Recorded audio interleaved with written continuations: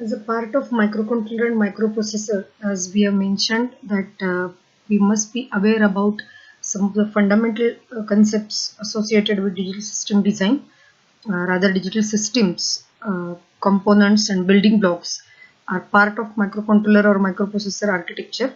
Actually, it is formed using these building blocks and some logic behind that, logic gates, then using logic gates, some sort of realizations, some blocks like adders, decoders, latches are inherent components as far as microprocessor and microcontroller architecture is considered, as well as logic gates are also playing very important role because as a part of our processor or controller operation, arithmetic operations and logical operations are very important operations which we perform for many other applications, whatever control related activities we are doing. So for that also we need to have some knowledge about use of logic gates for some logic generation as per requirement, address generation as per requirement. So for all that we must have just a background that whatever are the logic gates, what exactly is the realization in the form of truth table, we should recall that always. And decoder, adder, subtractor, latches, these are registers, these are very important building blocks of processor or controller. So therefore through this session we will have a small review before going into details associated with 8051 microcontroller as a part of first section and peak controller as a part of second section. In these 2 to 3 sessions we are talking about some fundamentals or some basics associated with digital system. So our objective is logic gates, building blocks, we will have a small review, and the basic architecture, how the computer architecture is formed or how exactly it is, the arrangement is there. So that part we will have a small discussion. In the first part of digital system basics, we have seen number system and some sort of conversions which are required frequently and ASCII code. Now in this presentation, we will have the truth tables of logic gates, then building blocks and some architecture related issues. Now this is the first one, AND gate, the most popular logic gate. As we know, the truth table is directly telling you the behavior. So this is a behavioral model. Basically the Boolean expression is output is AND of two inputs. Say for example, if we are talking about two input logic gate, and appropriately when both the inputs are 1, then only output is 1. Same fashion OR gate, there is any one input is 1, then the output is 1. You can see the truth table, A and B, both of them are 0, output is 0. Any one is 1, output is 1, and when both of them are 1, then also output is 1. Logically, ORing operation is giving you the addition, 1 plus 1, 1 plus 0, 0 plus 1, and 0 plus 0. Third one is the inverter, or we call it conventionally as NOT gate, or also it is known as tri-state buffer. We know that for indicating high impedance state at many places, at the junction, or whenever there is a connectivity, whenever there is a point-to-point connectivity, whenever we are syncing or sourcing something, everywhere this tri-state buffer is playing very important role, because without any deviation, without any change, it is responsible to pass whatever is coming at the input side. So temporarily buffer it and then pass it on the output side. So this particular operation is carried out. Here it is acting as a inverter. So when input is 1, output is 0. When input is 0, output is 1. Then the most popular block is XOR gate. As we know that this is also one of the very important logic gate as far as considered, because of its truth table uniqueness. It is used in many other applications also, like for designing the error detection correction scheme, developing the respective syndrome calculator kind of a design, then channel encoding, source coding, a number of applications are there. What is its uniqueness is, if any one input is 1, then only output is 1, and logically if both of them are identical, both the inputs or all the inputs are same, then the output is 0. So this is very important from clock recovery point of view, from error recovery point of view, from interference, bit interference or symbol interference when you want to identify, when you want to check parity. So everywhere it will be very useful kind of a block. So that is a XOR gate. Then there is a NAND gate. See, this is the exact inversion or complement of AND gate. So whatever we are getting from AND gate, that is when both of them are or all of them are 1, then only output is 1. So this is exactly reverse. When all of them are 1, output is 0. Otherwise, if any one is 1 or all of them are 0, then also output is 1. Because basic ANDing operation, 0 into something will become always 0, and if any one is 0, then definitely its inversion will be 1. So that is basically the NAND gate. Then there is a NOR gate. So in case of NOR gate, it is again a inverted logic with OR gate. So for OR gate, when anyone is 1 or both of them are 1, we are taking output 1. Here, when all of them are 0, then only output is 1. Like it is the exact reverse operation. In case of NAND gate, when all of them are 1, output is 0. And in case of NOR gate, when all of them are 0, output is 1. So this is also unique gate. You can use it for some typical operation. Then again, as a part of controller or processor, two important things like ALU is very important and buses are important. ALU is basically made up of arithmetic logic unit. It is nothing but arithmetic logic unit. For logical operations, as we mentioned, the main popular basic 6 operations are there. And for arithmetic operations, basically this is an adder. So in the form of half adder or full adder, it is available. Here you can see the simple half adder logic. So with the help of an XOR gate and AND gate, you can realize it. So for half adder, sum is expressed as A XOR B or X XOR Y. Here as if you can figure B, you can see. So B is equal to, S is equal to X XOR Y, and carry is equal to X and Y. So that is the half adder. Same fashion, you can have full adder, you can have half subtractor, full subtractor. Basically, it is a form of adder only. So conventionally, we say that your processor or controller as a part, inherent component, as far as considered, there used to be a adder block. So it is looking after all the necessary operations. Then there used to be a 4-bit adder, even many architectures. So since every operation, maybe your controller processors are doing as 8-bit operation or a 16-bit operation or 32-bit operation or whatever, conventionally it is splitted, distributed with the help of nibbles or group of 4 bits. So that's why in many architectures, 4-bit adder is also one of the important inherent implicit block. So here the picture shows the 4-bit adder where 2 inputs and along with carry, the sum and carry out is taken care. So this is nothing but 4 full adders. So starting with lowest full adder to highest full adder, there will be a propagation of the carry, and final carry will be obtained from the 4th adder. So this is a 4-bit adder. Then there are decoders used, especially decoders are used for address decoding purpose. They are widely used for address decoding as shown in the figure. You can see here, say suppose address decoder for 9, address is 9 we want. So 1001. So accordingly the LSB to MSB bit, we will make the combination as 1, then 0. Two inverters, middle 2 inverters are indicating 0 bit, and last one is again 1. So that is an AND gate.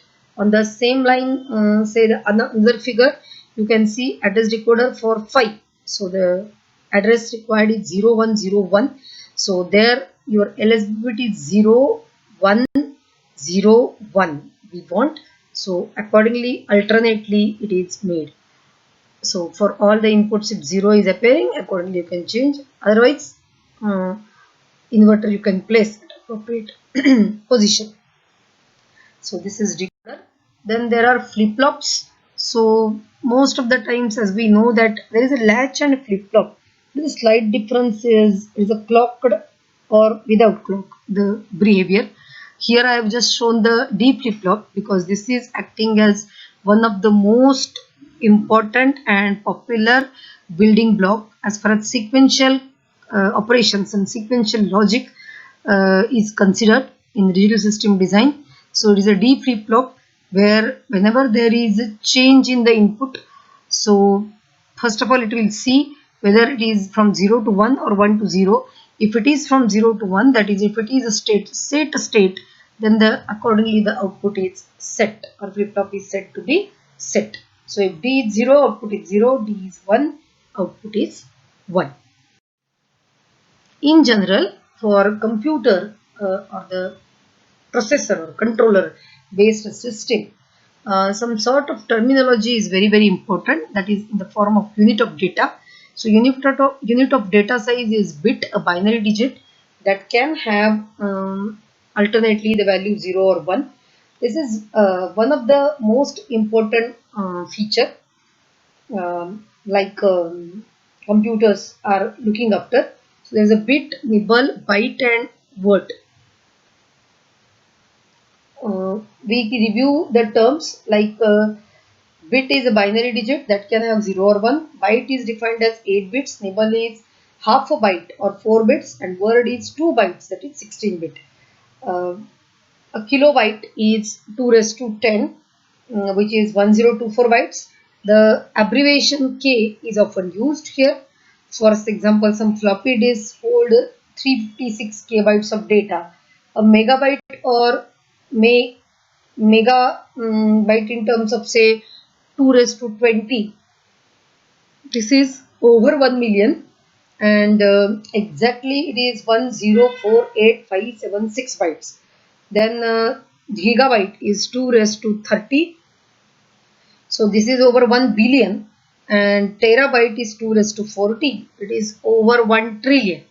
So like that, 16 megabytes is 2 raised to 24 bytes. So this way also you can arrange. Two types of memories commonly used, that is ROM and RAM.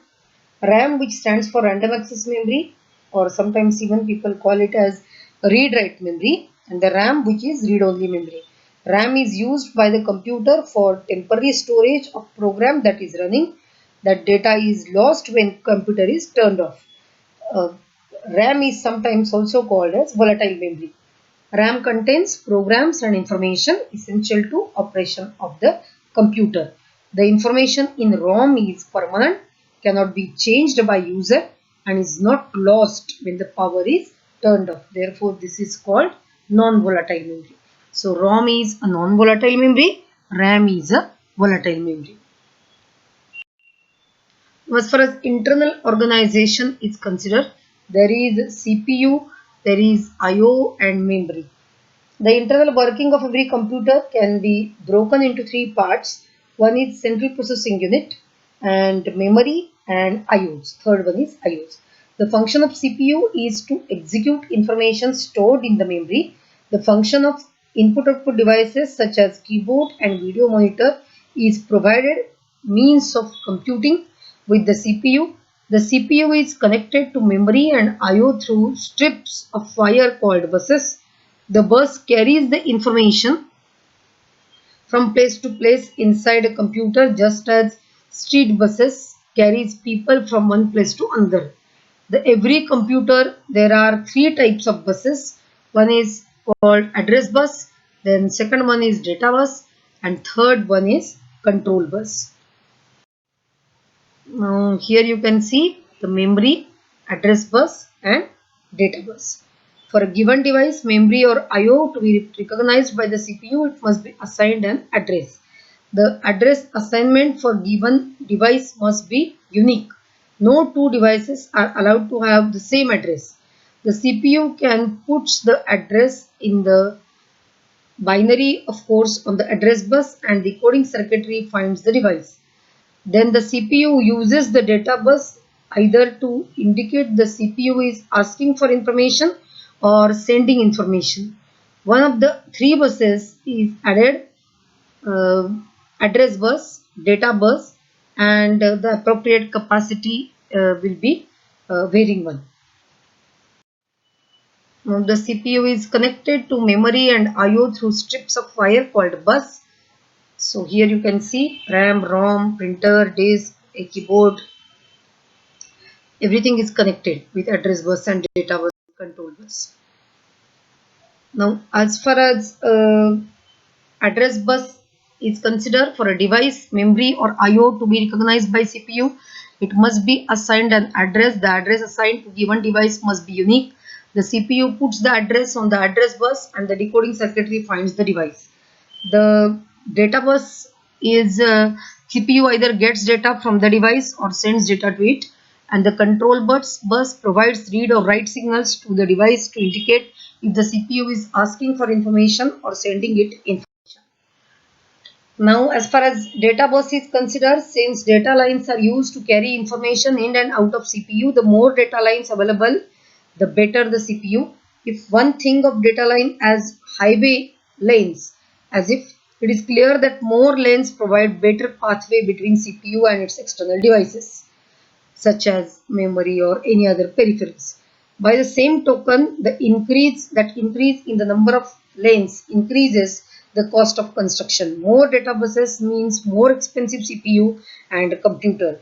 Grouping of these data lines is called data bus. The average size varies from 8 to 64.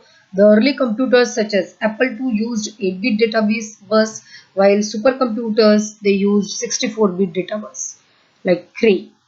Data buses are bidirectional since the CPU must use them either to receive or to send data. The processing power of computer is related to the size of this bus. Now, as far as address bus is considered, the more address buses available, the larger the number of devices that can be addressed.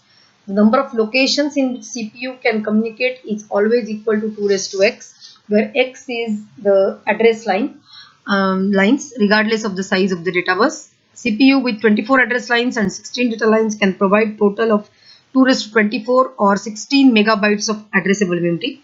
Each location can have maximum of 1 byte of data since all general purpose CPUs are byte addressable.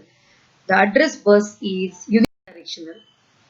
As far as CPU and its internal relation to RAM and ROM is considered, for the CPU to process information, the data must be stored in RAM and ROM or ROM. The function of ROM in computers is to provide information that is fixed and permanent.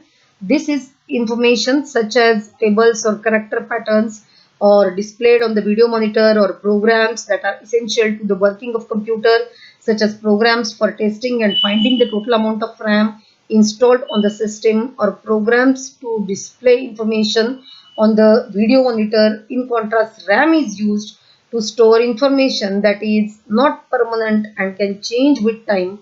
Various versions of operating system and application packages such as word processing or text calculation packages, these programs are loaded into RAM to be processed by CPU.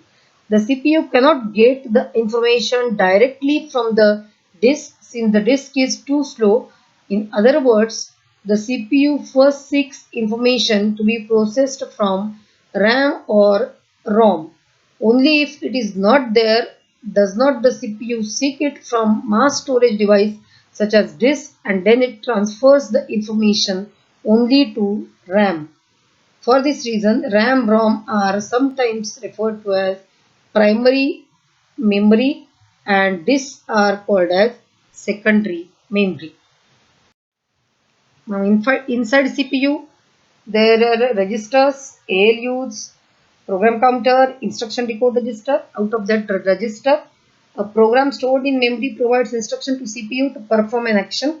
The action can simply anything, addition or something with some checking, some comparison. Among resources at the disposal of CPU are a number of registers. The CPU uses registers to store information temporarily. The information could be two values to be processed or the address of the value needed to be fetched from the memory. Registers like CPU can be 8, 16, 32 or even 64-bit registers depending upon the CPU. In general, the more the bigger the registers, the bigger the CPU. The disadvantage of more and bigger registers is the increased cost. Then the CPU also has what is called ALU. Then it is arithmetic logic unit section, very important section, responsible for performing all the logical and arithmetic operations, addition, subtraction, multiply, divide, everything, and or not and all. Then the every CPU has what is called, we say, program counter. Function of the program counter is to point to the address to the next instruction to be executed. The instruction is, as it is executed, the program counter is incremented to point to the address of the next instruction to be executed. The contents of the program counter are placed in the on the address bus, but to find and fetch the desired instruction. In the IBM PC, the program counter is a register called IP, or the instruction pointer. Then the function of the instruction decoder, there is one more instruction decoder, is to interpret the instruction fetched into the CPU. One can think of the instruction decoder as a kind of directory storing the meaning of each instruction and what steps the CPU should take upon receiving the given instruction. Just a dictionary requires more pages, the more word is defined. CPU capable of understanding more instructions require more transistors to design. So here we have listed the main three components inside CPU, that is the ALU, program counter, and instruction decoder. Already we have dialogue on that. So this is about some basics associated with digital system as a part of microcontroller and its application, third year subject. Enjoy learning. Thank you.